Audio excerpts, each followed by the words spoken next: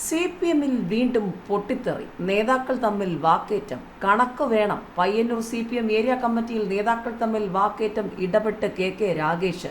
Kannur CPM Payyanur area committee യോഗത്തിൽ തർക്കം. V Kunhikrishnan ഉന്നയിച്ച ഫണ്ട് തട്ടിപ്പ് ആരോപണത്തിൽ കണക്ക് അവതരിപ്പിക്കണമെന്ന ഒരു വിഭാഗം ആവശ്യപ്പെട്ടതോടെ നേതാക്കൾ തമ്മിൽ യോഗത്തിൽ തർക്കമുണ്ടായി, വാക്കേറ്റമുണ്ടായി. CPM ജില്ലാ സെക്രട്ടറി KK രാഗേഷിന്റെ നേതൃത്വത്തിൽ നടന്ന യോഗത്തിലാണ് തർക്കമുണ്ടായത്.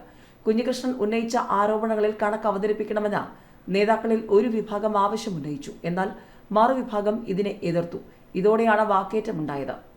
തുടർന്ന് കുഞ്ഞികൃഷ്ണനെ അനുകൂലിക്കുന്ന ഒരു വിഭാഗം യോഗത്തിൽ നിന്നും ഇറങ്ങിപ്പോകാൻ ശ്രമം നടത്തി. ഇവരെ അനുനയിപ്പിച്ച് KK രാഗേഷ് യോഗത്തിലേക്ക് തന്നെ തിരികെ എത്തിക്കുകയായിരുന്നു.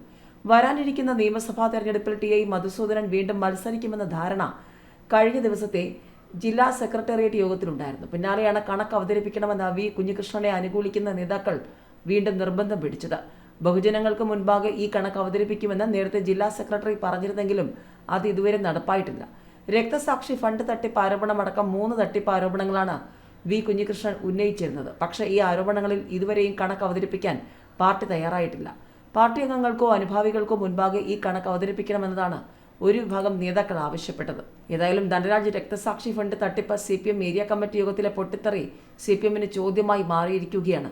യോഗത്തിൽ നിന്നും വനിതാ നേതാവ് ഉൾപ്പെടെ 5 പേരാണ് ഇറങ്ങിപ്പോയത്.